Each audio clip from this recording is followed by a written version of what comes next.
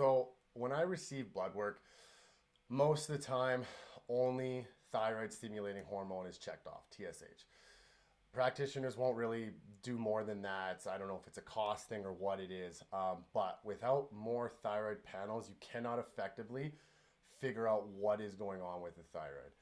So I was going to give some basic physiology of the thyroid and a couple examples as to why it's important to check more than just your TSH. So you have your hypothalamus, which is known as the master regulator. It senses external stimuli, it senses internal stimuli. It's very important. The hypothalamus is going to create thyroid releasing hormone. And what that's going to do is that's going to stimulate the pituitary gland to create thyroid stimulating hormone, which is going to force the thyroid gland to create thyroid hormone. Now, we cannot measure TRH because of its pulse rate. So the first thing that you can only measure is thyroid stimulating hormone. So now that is going to create T4 and T3. About 93% of thyroid hormone that is created is going to be T4. That is the inactive form of thyroid. The other 7% is going to be T3, which is the active form of thyroid.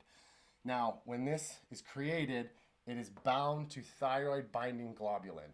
So what that does is that essentially doesn't allow that thyroid hormone to sit on the cell. And that's important because if this could just run rampant and do what it wants, your metabolism would reject and you'd end up burning up, kind of thing. So it's important that it's bound to thyroid binding globulin. Now, it's important to understand that these convert in the gut and the liver. And to understand how important thyroid is, it's very primitive. You look at things like tadpoles need adequate amounts of thyroid level in order to actually turn into a frog. Mothers who have low thyroid hormone, their babies tend to have developmental issues. Same with the baby itself, it has low thyroid. Thyroid is super important. It's your metabolic regulator. Think of thyroid as it's the ability for your cells to do what they have to do. So it's much more than just fat loss. It's a digestion, it's neurotransmitter production, brain function, you name it. It's unbelievably important. So it's important to make sure that this is functioning optimally. So in the gut and the liver, the main points of where you are going to convert your inactive form of T4 into T3 or reverse T3. Now, T3, as mentioned, is your active form. Reverse T3 is pretty much the same molecule. It's just the iodine molecule that's on there is kind of shifted. So it's actually an inactive form of thyroid. And why that's important is because if your hypothalamus senses an external stimuli of heat per se, like when you go in a sauna, your body does not need to create more heat. So it's actually going to convert that T3 to reverse T3 to cool you down, essentially. So the same thing happens with long-term calorie deficits. This is where you hear talks of like the metabolism declining, is because it senses that there's not enough energy coming in, so it's going to convert to reverse T3 in order to save you, essentially, because you don't want that metabolism up high because you don't have enough energy to support that. So this is why calorie deficit leads to lots of hormonal issues, cognitive function, digestive issues, bloating, you name it, right?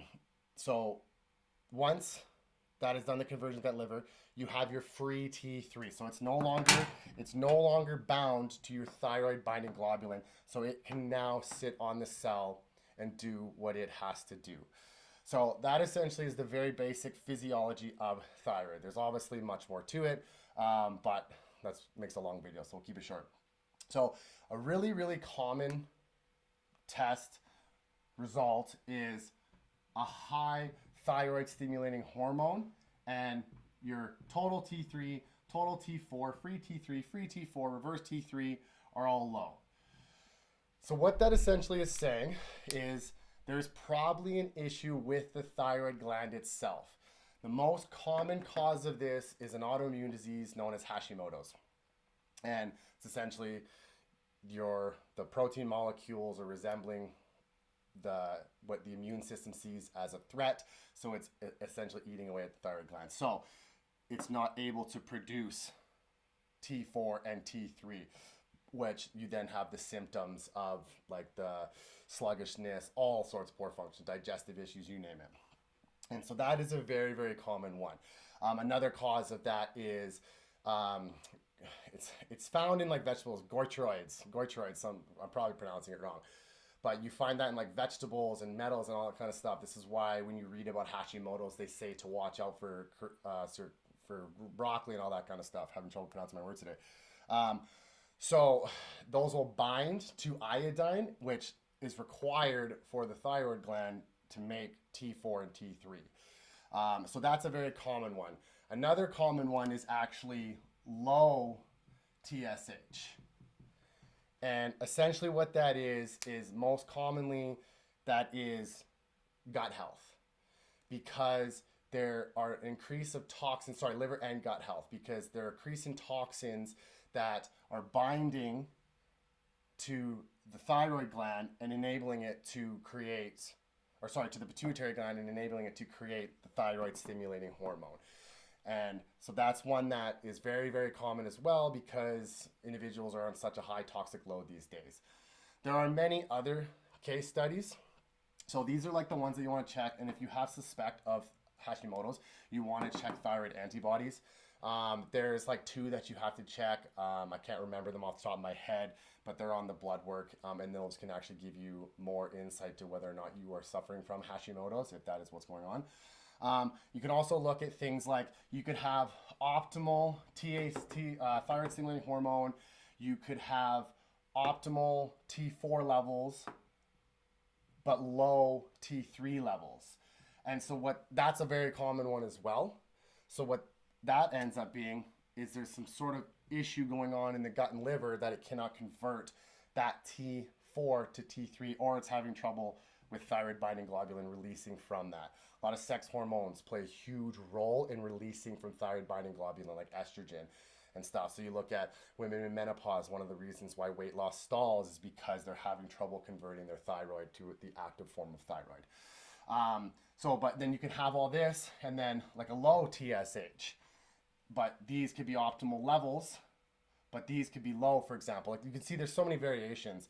And that could be to do with the body is sensing that, okay, I have high amounts of T4, so I don't need to create any TSH, right? Where vice versa, when it sees everything low, it could probably respond by creating more, but then you have to figure out why you're not creating these, right? So I could go on for quite a while with the possible outcomes of what's going on, but hopefully this sheds some insight on for you to begin understanding, and doctors as well, why this is so important that you check more than simply just the TSH. Because what's going to happen is if you got low TSH, or we'll say non-optimal TSH, they're probably going to recommend something like Synthroid, which is T3, if I remember correctly. And that might not be the problem. It's probably like your gut or liver or something like that, or your toxic load, or even stress. Because think of calorie deficits too. That's a cumulative stress, stuff like that. Like chronic stress is what eats at the thyroid. So think of the thyroid as, everything is calm, cool, and collective. We can take our weapons down and we can run all biological processes that we need for survival. As soon as stress comes up, that's where cortisol becomes a major factor. And then that essentially down-regulates the production of thyroid because you're relying on other systems. So yeah. That is basic physiology of the thyroid, some possible outcomes of what's going on. So be sure, if you suspect that you have a thyroid issue, request to get more blood work done rather than just your TSH.